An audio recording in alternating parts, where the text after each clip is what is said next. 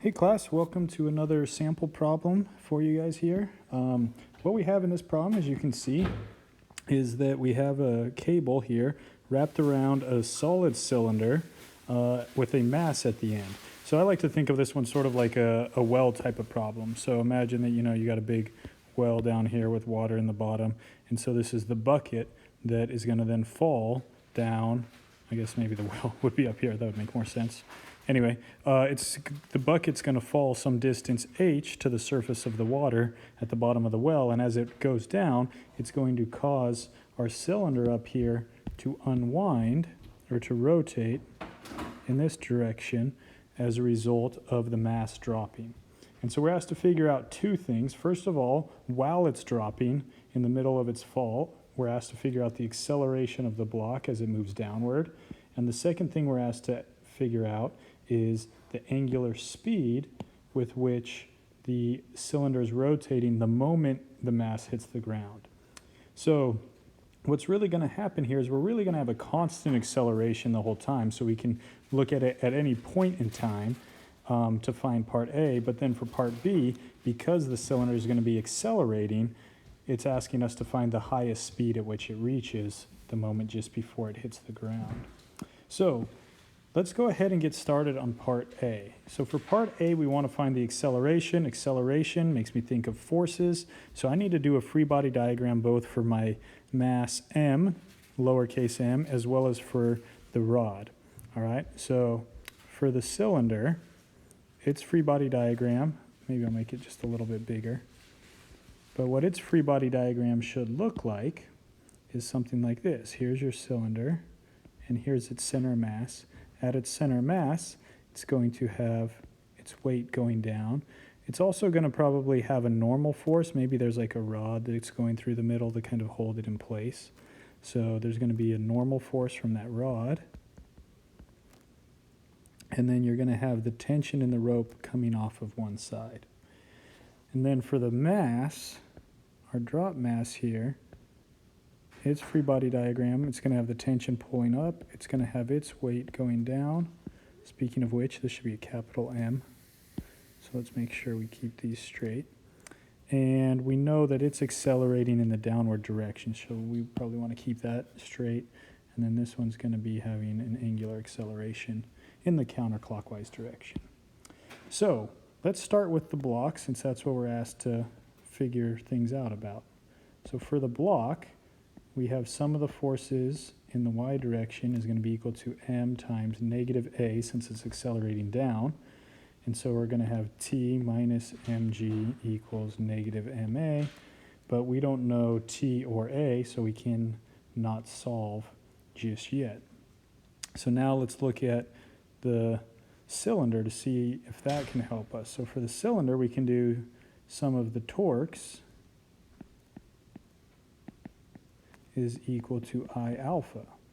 Now I for a solid cylinder, hopefully you remember, if not you can always look it up, is 1/2 mr squared. So we can plug that in. And the torque, the torque is going to be generated just by the tension, because it's the torque about the center mass. So it's just going to be the tension acting at a distance r away, the radius. So T times r is going to be equal to I alpha. So now, if we want, we can solve for T and substitute it in up here, but we don't know alpha or A or T. It looks like we have three unknowns, so we actually need one more equation. And since we're told that it unravels without slipping, there's actually a direct relationship between the downward acceleration of the block and the angular acceleration of the cylinder. And what that is that A is going to be equal to alpha times r. And the reason we know this is true is because the downward acceleration of this block here is the same as the acceleration that the rope is coming off of the cylinder, which is the tangential acceleration of that cylinder. And we know tangential acceleration is equal to alpha times r, so we can actually plug in alpha equals tangential acceleration divided by r. So let's make these substitutions real quick. So we have TR equals 1/2 capital M r squared times A over R. And look at this, all kinds of R's can cancel out, and so T is just going to be equal to 1/2 MA. That's cool.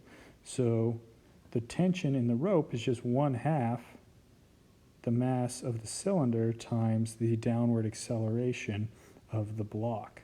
So we can make that substitution in up here.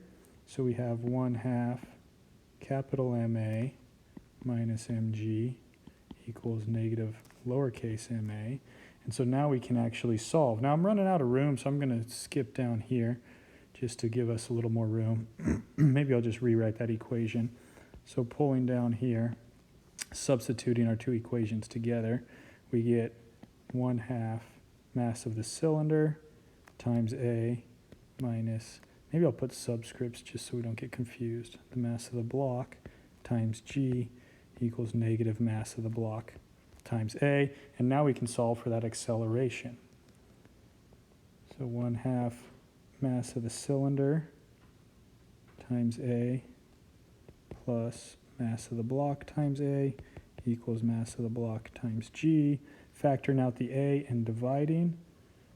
Maybe I'll multiply through by 2 to get rid of this 1/2 so I don't have mixed fractions, but you can have A times mass of the cylinder plus 2 times the mass of the block equals 2 times the mass of the block times G, and now I can divide, so my acceleration is 2 times the mass of the block times G over the mass of the cylinder plus 2 times the mass of the block. Boom, box worthy for sure. So yeah, pretty good, right? Not bad. Now we have to go back and figure out, okay, what's going on in part B? We haven't solved part B yet, so let's look at that. Maybe I'll do this off to the side so I can kind of keep my same picture. But for part B, we're asked to find the angular acceleration of the block. So for the angular acceleration, it makes me think of, sorry, not angular acceleration, what are we looking at? Angular speed, omega, is what we're trying to find. So that makes me think of using conservation of energy. So if we do part B over here, I think conservation of energy. So K initial plus U initial plus work done by non-conservative forces equals K final plus U final. I always start conservation of energy problems like this. Energy initial plus work done by non-conservative forces equals energy final every time. So what is our initial kinetic energy? Well, everything's at rest, so that's 0, bonus. What's our initial potential energy? Well, it's the mass of the block times gravity times h, the height above the ground it starts from. Work done by non-conservative forces, since there's no friction or anything, that's 0. Final kinetic energy, well, there's two types. We can have 1/2 mv squared for the block, and we can also have rotational kinetic energy for the cylinder, which is going to be 1/2 I omega squared, and then our final potential energy would be 0. So now we can try to solve here after doing some substitution, but notice we know everything in here other than VB and omega. So now the question is there a relationship between VB, the downward velocity of the block, and the rotational speed or rotational velocity of the cylinder?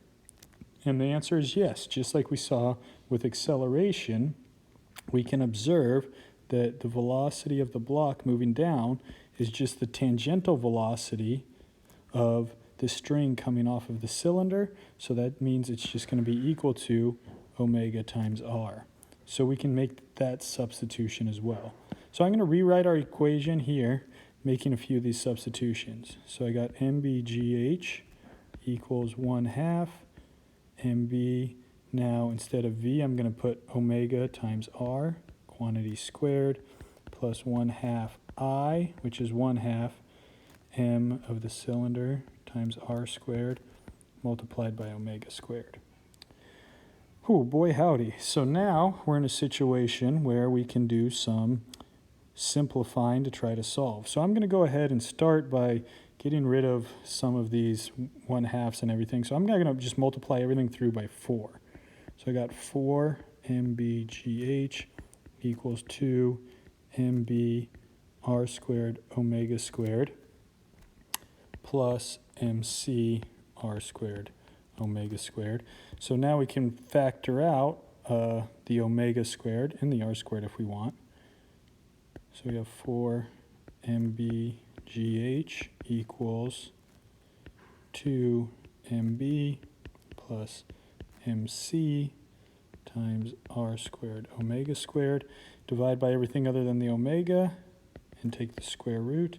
You'll get omega is equal to the square root of 4 mbgh divided by 2 mb plus mc multiplied by r squared.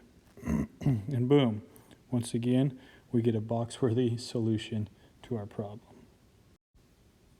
So that's quite a tricky and rather long problem. I really actually combined kind of two normal sample problems into one here to really show you all that you can do with rotational kinematics, rotational equations, Newton's second law as it applies to rotation, conservation of energy when you have rotation and translation. And really the key here is understanding how we can link these things together, right? Where you have the tangential acceleration of the cylinder is the same as the acceleration of the block going down, and same with the velocity as well. So I hope that helps. I hope that makes sense. Please let me know if you have any questions. And other than that, have a good day.